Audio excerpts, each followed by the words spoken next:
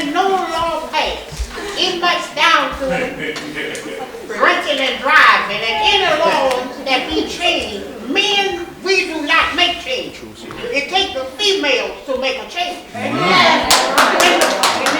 females started to talking about drunk drivers and stuff killing these 9 months babies that I have carried into my stomach, this is women talk.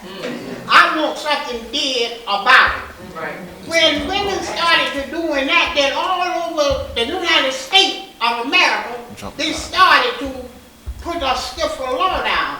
Men would get the money from the lawyers and stuff it in their pocket, and the woman baby is just dead and going, and there's nothing did about it. It takes women to make changes in anything, any type of organization that you have, and don't have women's in it, you got a summer organization.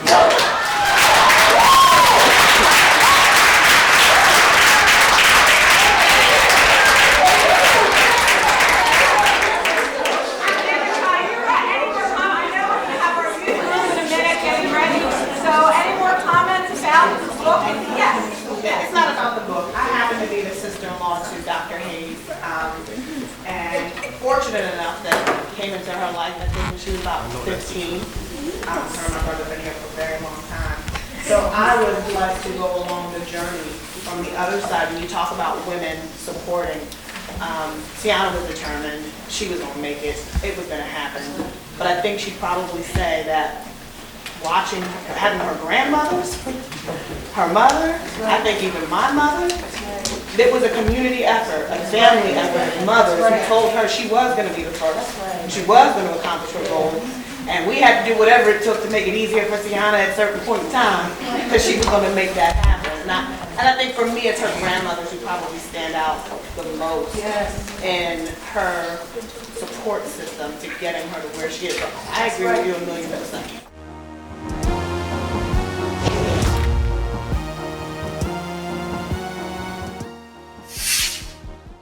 All right, sis, how you doing? Greetings, doctor. Hello, how are you? You want to introduce yourself to the people real quick? Sure. So my name is Dr. Hayes-Maxwell. I am a general pediatrician at R.A.P Pediatrics in Delray, New Jersey. I'm also an emergency room attending at St. Christopher's Hospital for Children in Philadelphia.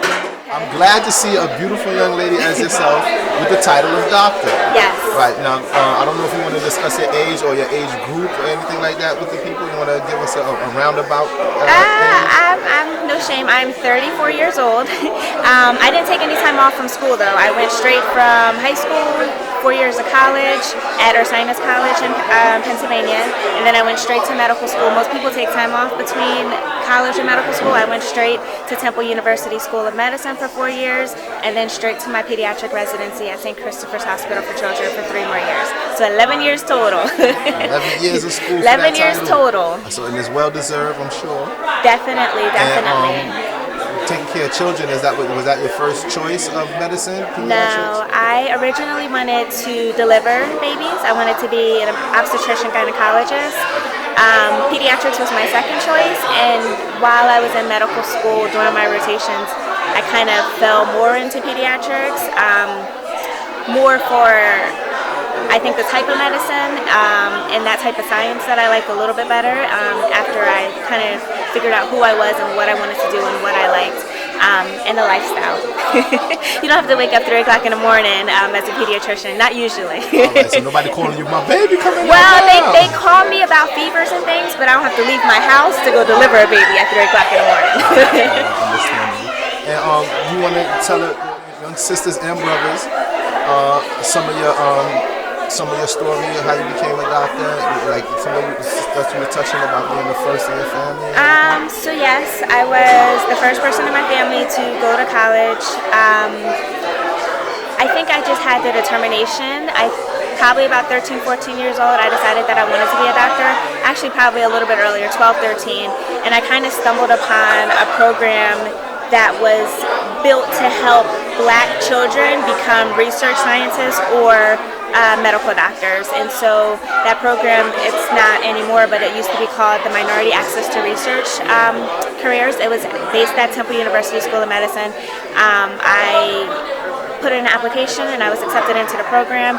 And during that program for 4 or 5 years, we worked during the summers at Temple. I worked in Boston. I worked in Baltimore. I worked in Toronto, Canada, doing research and shadowing different doctors, and that kind of solidified that I really liked what I was doing. And it kind of also, I got the understanding of science, research science, and medical science, and I, at that point, realized that I wanted to be a medical doctor, not a research scientist, and that's kind of helped propel me into the field that I'm in now.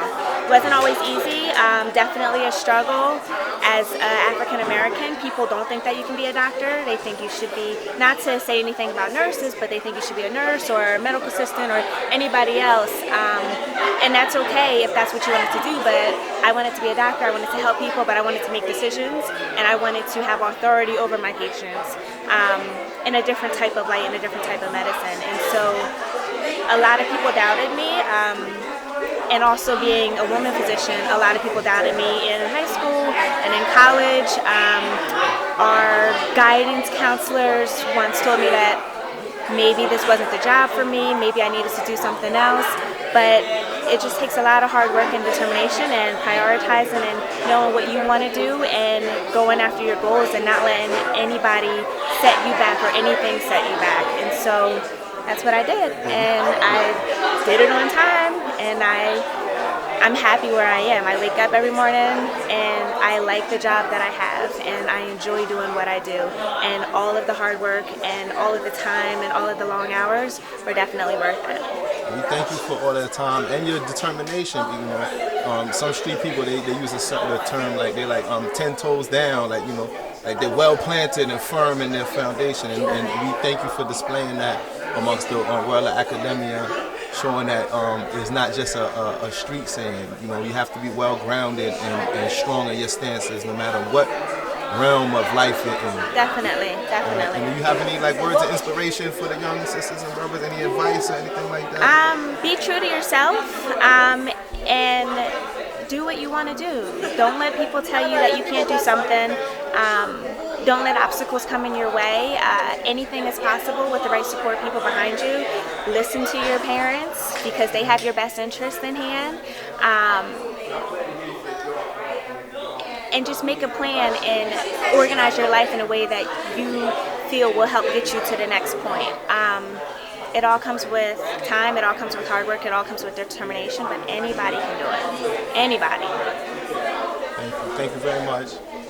No problem. Thank you.